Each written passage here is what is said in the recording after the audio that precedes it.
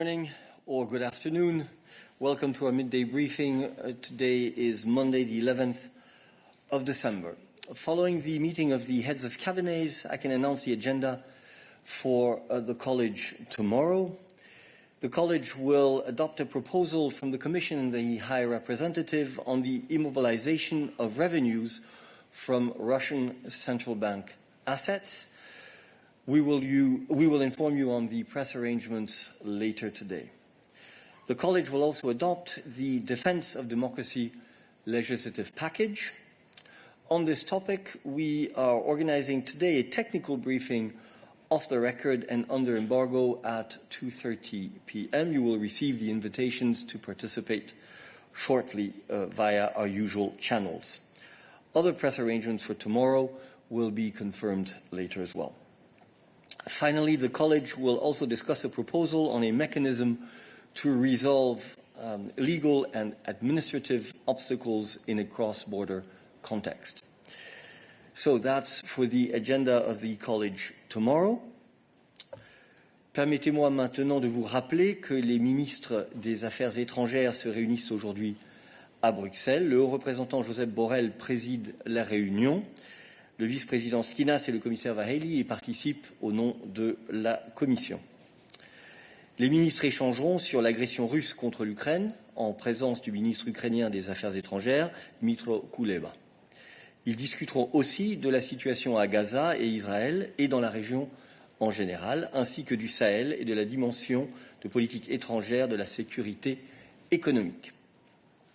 Le Conseil a été précédé d'un échange informel avec le ministre arménien des Affaires étrangères, Arat Mirzoyan, et sera suivi d'une réunion ministérielle du partenariat oriental. Le haut représentant, Josep Borrell, participera à la conférence de presse qui suivra la réunion prévue à 17h et que vous pourrez suivre en direct sur EBS. Puis également aujourd'hui, une session du Conseil agriculture et pêche se tient aujourd'hui et demain à Bruxelles avec la participation des commissaires Wojciechowski, Kyriakides et Sinkevicius qui représentent la Commission. Les ministres débattront des possibilités de pêche dans l'Atlantique et la mer du Nord pour 2024, 2025 et 2026. Ils s'efforceront également de trouver un accord sur les possibilités de pêche en Méditerranée et en mer Noire pour 2024. Le Conseil discutera de la première année de mise en œuvre des plans stratégiques de la politique agricole commune et de la situation du marché. La présidence présentera également au ministre un rapport sur l'état d'avancement de la proposition relative à l'utilisation durable des pesticides. Enfin, la Commission présentera sa proposition sur le bien-être des animaux récemment présentée dans cette salle de presse. Une conférence de presse avec les commissaires Wojciechowski et Sinkevicius est prévue vers 20h30 et celle-ci sera retransmise également en direct sur EBS. Et donc, comme d'habitude, je vous demande de réserver vos questions sur tous ces sujets, tant pour le Conseil Affaires étrangères que pour le Conseil Agriculture et Pêche, aux conférences de presse qui auront lieu aujourd'hui. Voilà qui clôt nos annonces et sur ce, nous pouvons passer à vos questions. Raphaël. Merci beaucoup. It's on Schengen. We hear that the Austrian Interior Minister might be ready to partially unblock the veto concerning Schengen access Bulgaria, Romania, on the condition that the EU will cite his demand triples the number of border guards and that the Bulgarian-Turkish border and the Romanian-Serbian border will be upgraded. So Austria says it's now waiting for the EU Commission's response. The ball is in your court. So first of all, please let me know what is your answer. And the second, how would you assess this kind of readiness coming from Austria? Is it really a progress or is it teasing, as we were just talking about, to unblock air Schengen? Thank you. Thank you. Christian. Thank you, Raffaella, for your question. So, we have taken note of these evolutions. We are glad to see things are moving in a positive direction. Discussions nevertheless continue and the Commission is ready to provide its support as necessary. More specifically on the demands that you've been quoting here and that have also been quoted in the press. For the European Commission, the protection of our external borders is a key priority. Let that be very clear. And we will ensure that the necessary funding is made available. And as regards Frontex, the agency stands ready to increase its support as needed. And let me also remind, of course, of our well-known position that Bulgaria and Romania are ready to fully join Schengen, the Schengen area, which we have been saying since 2011. Thank you. Any other questions on this issue for Christian? Please only keep your hand raised in the chat if it is on this. Desislava.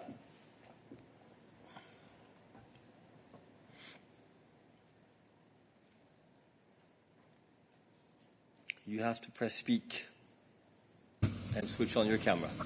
Est-ce que vous m'entendez? Nous te voyons et nous t'entendons. Tu peux y aller. Merci beaucoup, Eric, de m'avoir donné la parole.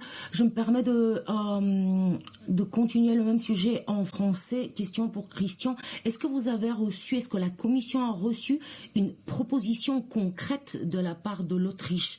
Et est-ce que j'ai bien interprété la réponse de Christian que oui, la Commission soutiendra cette proposition et répondra positivement à cette proposition de l'Autriche?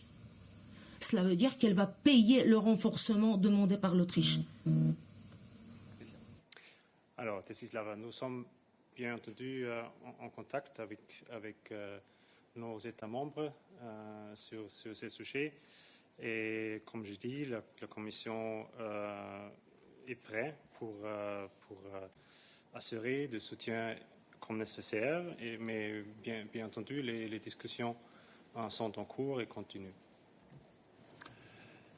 Merci. Y a-t-il d'autres questions pour Christian sur ce sujet? Raphaël, follow-up.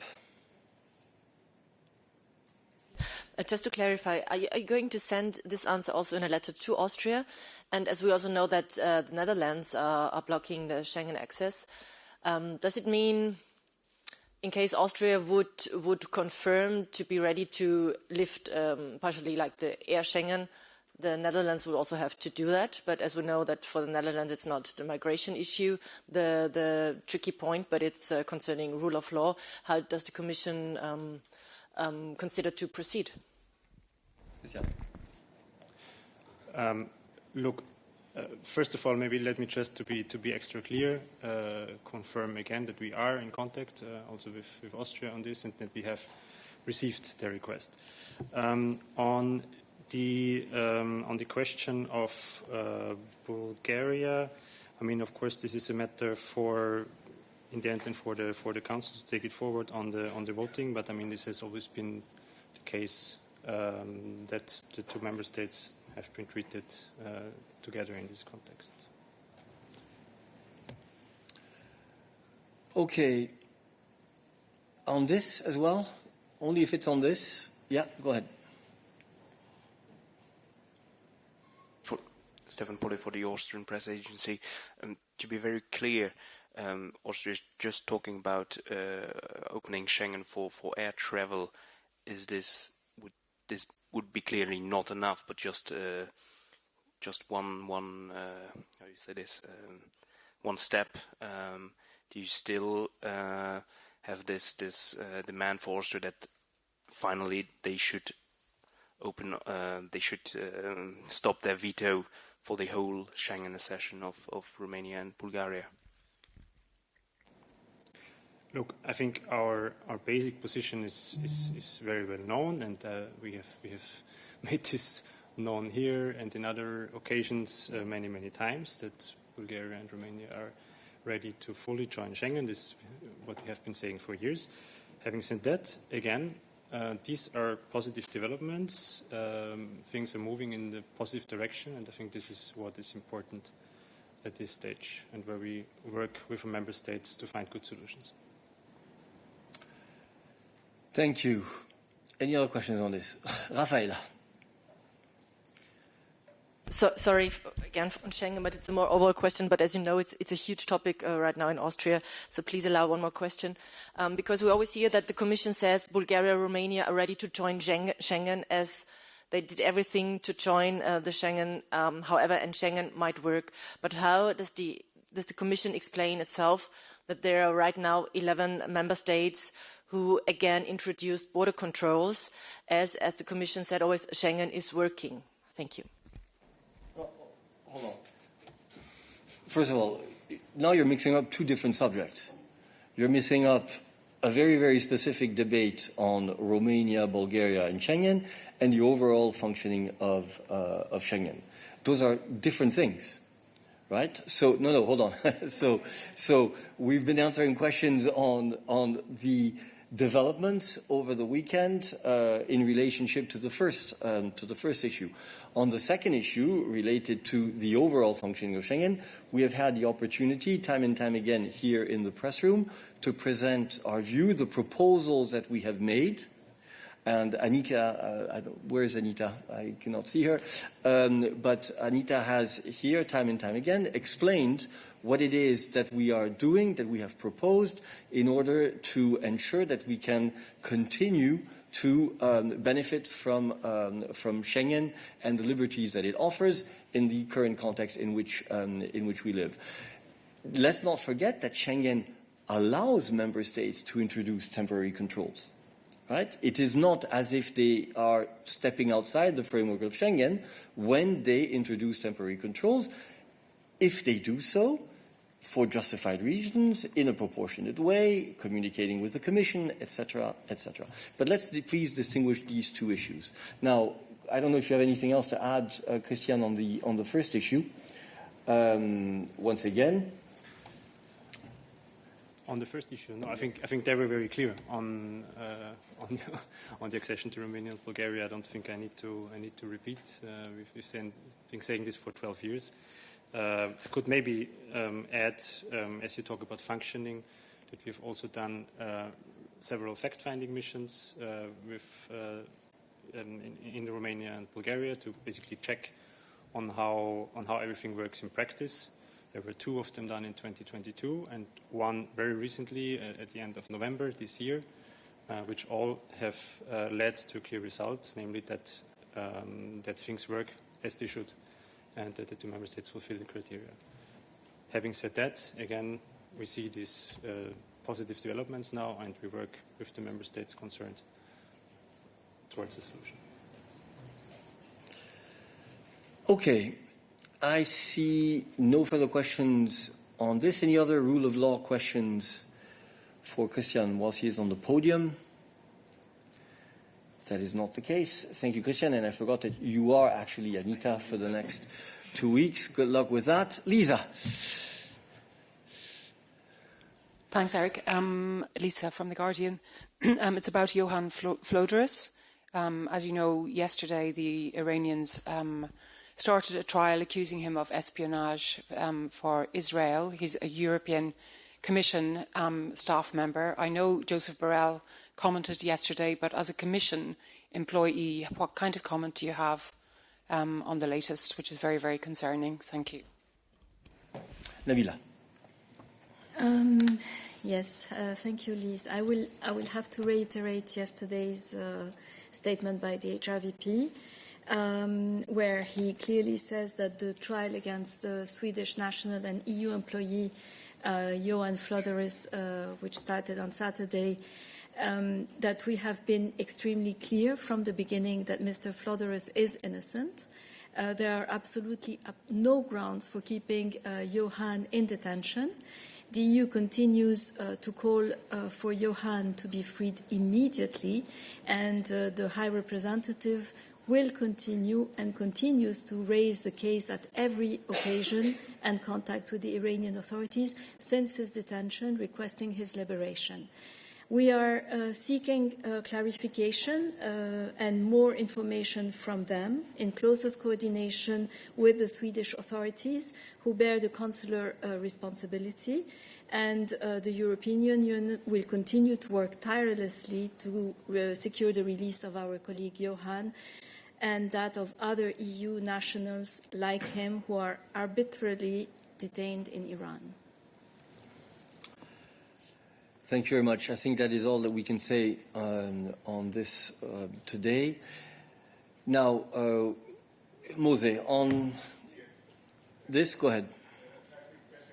Wait until it's read, please. Yes, Thank you. thanks. Yes, I think I read in the media that no, let's say, representatives of the Swedish embassy in Tehran was allowed to attend the court, the trial, which opened on Saturday, as you said.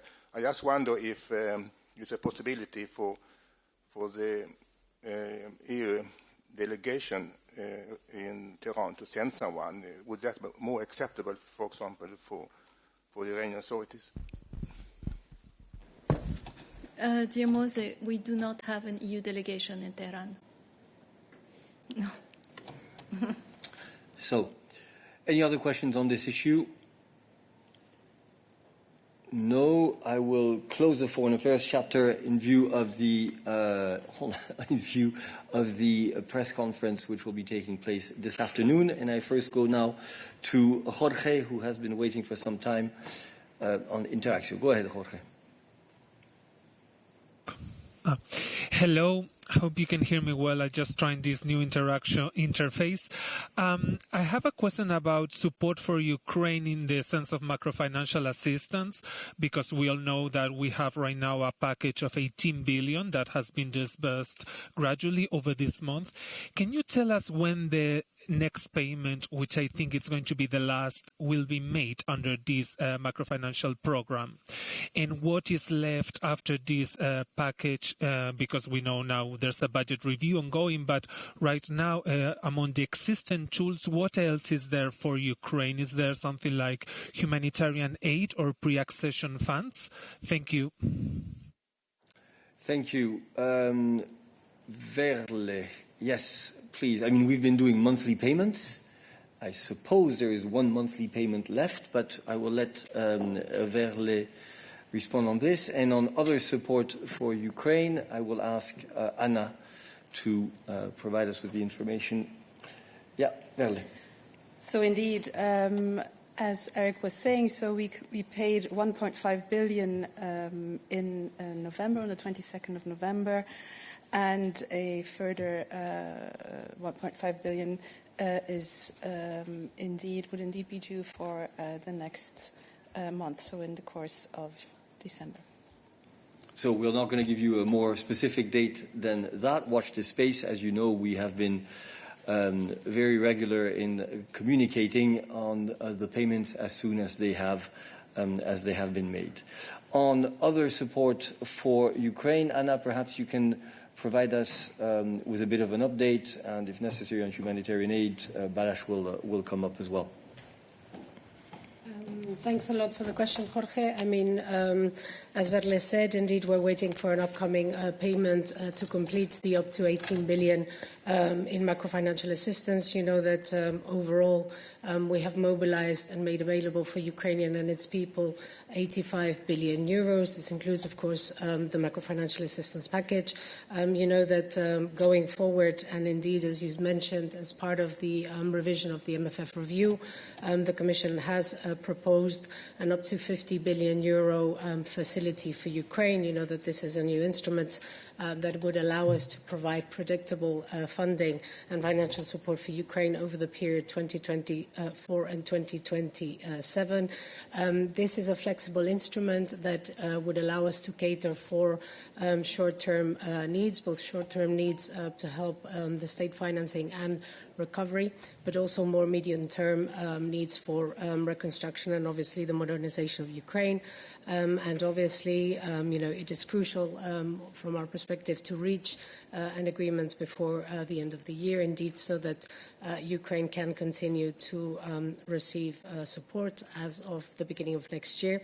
And we hope that the Council will proceed swiftly so that also the trilogues can start as soon as possible. And from the Commission's perspective, we will continue, of course, to play our role to ensure that the next steps of the negotiations can deliver a balanced and ambitious instrument that can signal the Union's steadfast support towards Ukraine. And I think that, as Eric already clarified, indeed the facility does not include humanitarian assistance. This is obviously a separate support. Jorge, I see you have your hand raised. You have a follow-up? Yes, thank you for the clarifications. What basically I wanted to know is that if between the last payment of the 18 billion and the entry into force of the Ukraine facility, which we don't know when it will be because it's still under discussion, if between those two things, will you have any financial instrument to provide any support to Ukraine, even if in a limited scale? Thank you. Thanks a lot for the follow-up, Jorge. I mean, what we are concentrated on is indeed to get the facility for Ukraine agreed by the co-legislators. This is our utmost priority on our side, and I think that I will leave it there. You know that there's important discussions that will take place this week, and I don't think it's appropriate to try to anticipate the discussions between leaders. Thank you. Any other questions for Anna while she's on the podium on neighbourhood policy? I see that Verle wants to come back. Yeah. No, I just wanted to clarify one thing. So indeed, as you were saying, 1.5 billion in MFA plus support remains available. The payment thereof is conditional on the completion of the agreed policy conditionality with Ukraine. That is what I wanted to clarify. Thank you. Yeah, but that's always the case, right? I mean, it's not always a payment which is conditional on fulfillment of certain conditions. So there's no change there in our policy. Oh, yes? Okay, thank you very much. Let me close on this and move back to the floor. Yeah, you had a question. Yeah. Foreign Affairs, I'm sorry to bring back Nabila. I was raising my hand while she was on the floor. So it's on Kosovo and Serbia, but the agreement that was announced and welcomed only by European Union on Saturday about energy agreement. My question is when exactly this was signed, where it was signed, and when it should start being implemented, as we don't know any other details concerning this. Yeah, we'll have to come back bilaterally to you on this. Nabila will follow up. Okay, I move on to Nikolai. Yes, hi. Nikolai Nielsen, EU Observer. I suppose this is a question for Anna. But I was wondering, today Lighthouse Reports published evidence that Frontex is cooperating with a Libyan militia with links to the Russian mercenary outfit Wagner. I was curious if the Commission is aware of this cooperation, and when it comes to Libya, to what extent do you believe this adheres to your do no harm principle? Thank you. Thank you. Anna, cooperation, is it Anna or Christian? Christian, cooperation with Libya.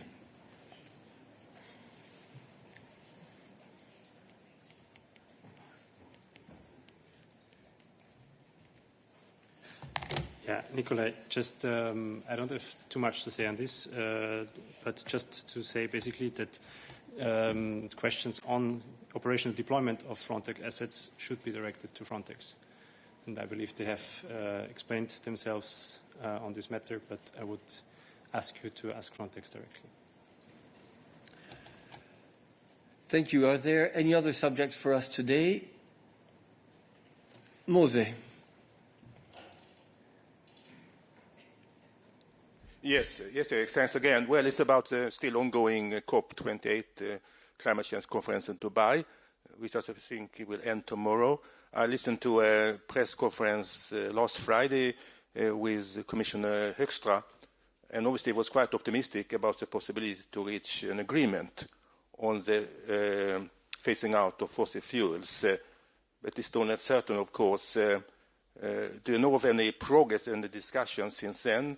And especially I would like to ask, because of course, the Commission's position is that fossil fuels should be phased out and not phased down, but still left, I think, the door open for a minor part of the deal to include some kind of phasing down in the form of carbon capture and storage. I just wonder if that figure has been determined in a way, precised in EU's, let's say, negotiating mandate. Thank you. Yeah, Mose, we really appreciate your questions on the discussions that are ongoing at COP28, but the fact is that the negotiations are going on at COP28 in Dubai. And we are not going to be commenting here on the discussions that are taking place, and nor give a blow-by-blow account. As we speak, things are evolving on the ground there. So we are very badly placed to provide you with details on what are the prospects or what are the exact positions which are being taken at the moment. I think you have to wait until such time as our representatives who are in Dubai, and in particular, as you say, Commissioner Hoekstra, and I remind you that our colleague Tim McPhee is there on site, are in a position to provide you with more information. You can always contact him. He remains available, but we are certainly not going to comment here in the press room on the ongoing discussions that are taking place at the moment at COP28. Okay. Any other issues for us today? That is not the case, so thank you very much, and you will have the college readout tomorrow in Strasbourg.